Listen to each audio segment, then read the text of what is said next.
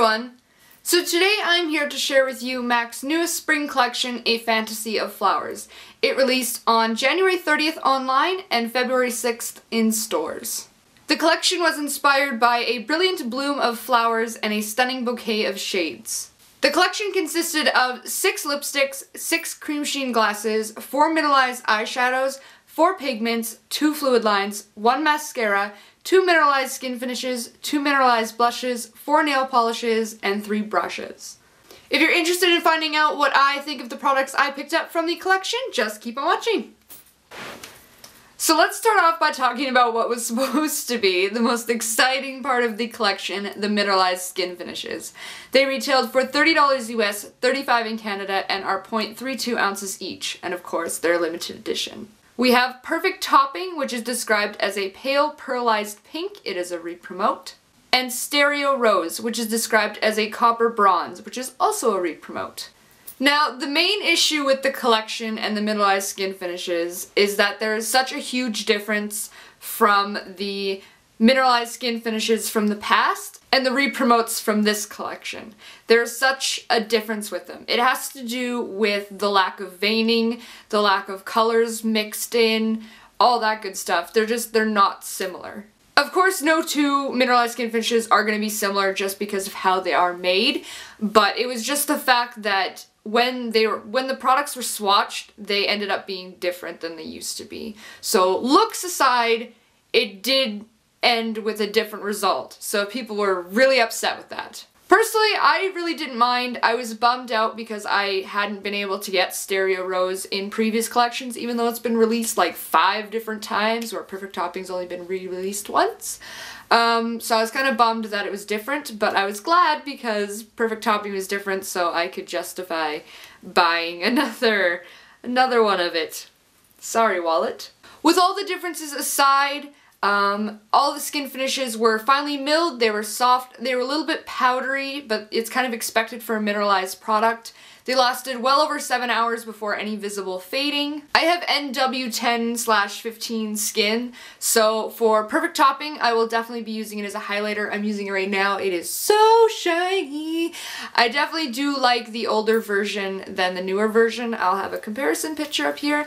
The newer one is more of a beige, whereas the older one is it's a lot lighter. It's more of like a champagne pink. It's just, they're a little bit different, but I like them regardless. And Stereo Rose I'll most likely be using as a blush just because it is so dark on my skin tone. Next on the list we have the Mineralize blushes. They retailed for $20 US, $29.50 in Canada, and are 0.10 ounces each, and of course are limited edition. I picked up Petal Power, which is described as a coral pink with gold shimmer. The blushes in the collection have a frosted finish and sheen to them. They're very, very gorgeous in the pan. They're gorgeous when you swatch them. They're gorgeous when you put them on the skin. They're just all around really nice.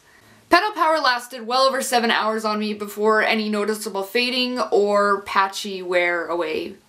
The texture is soft, it's finely milled, but it is a little bit powdery. I did notice that when I dipped my brush into the product, there was a lot of loose powder, so The mineralized blushes are, like most mineralized products, best applied with 1 spritz of water or Fix Plus. It'll help bring the full pigmentation and frosty glow to the skin once applied.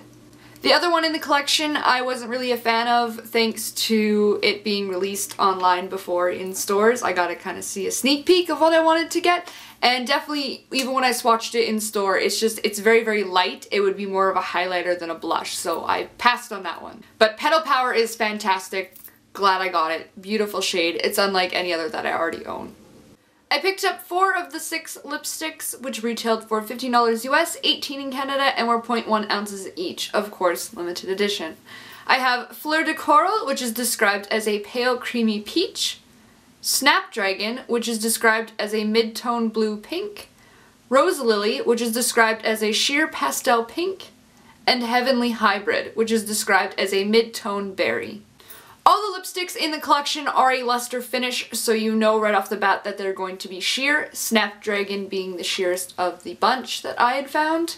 But they are mostly buildable, not to a full opaque color, but enough to tell which shade you're wearing on your lips, obviously. All 4 lipsticks were lightly pigmented, they applied somewhat evenly, and lasted roughly 3 to 4 hours before showing any extreme wear. They're very creamy and they are sheer to begin with, so they are going to wear off sooner. And some shades can be a little bit more tricky. Most of them for me liked to settle into the fine lines of my lips, and it wasn't that pretty. So definitely pass if you're not a fan of luster finishes, but the colors are nice, they are pretty, and they do feel like spring. Personally, I didn't mind them. I like the color of them. I don't have very good lips. They're always really dry and chapped and flaky, so that doesn't help at all, obviously, since they do like to settle into bad things on your lips, like dry patches, lines, etc. But overall, I'm glad I got them. I liked the color of them.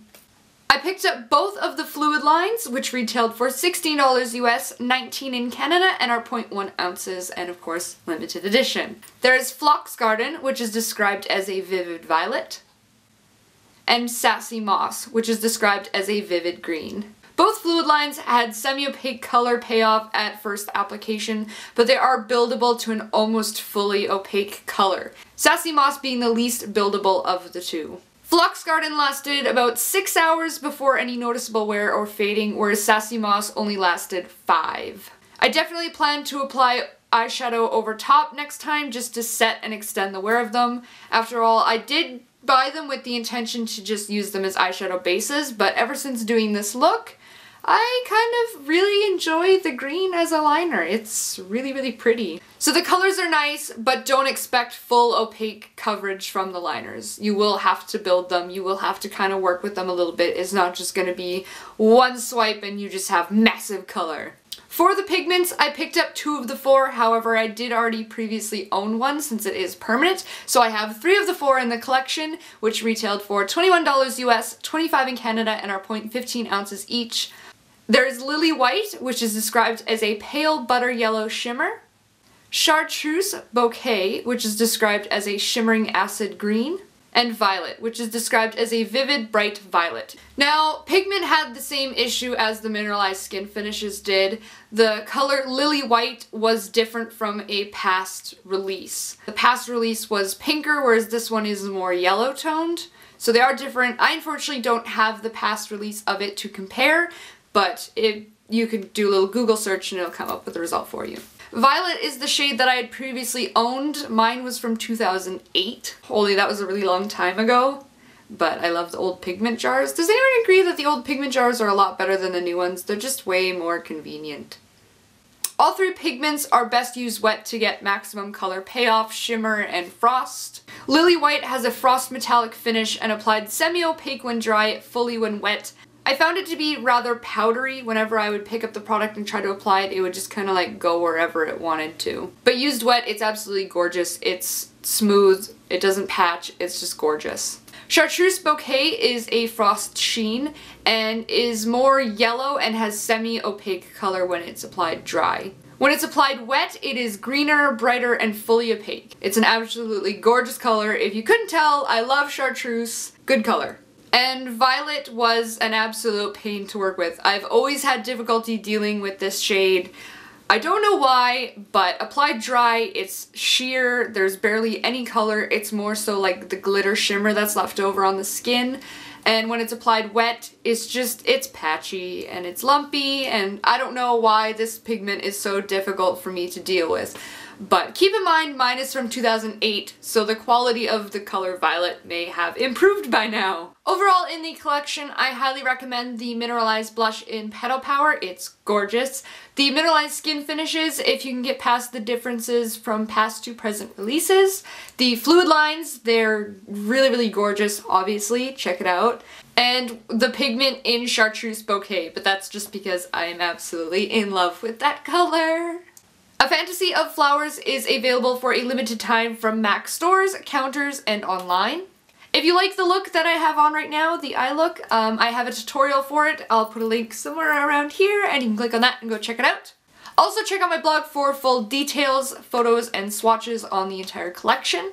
And don't forget to comment, like, and subscribe to show your support if you like what you see. If you've picked up anything from the collection or you have anything sitting in your little fantasy world checkout list, wish list sort of thing, let me know in the comments below. And I think that's it. So have a fantastic day and thank you so much for watching.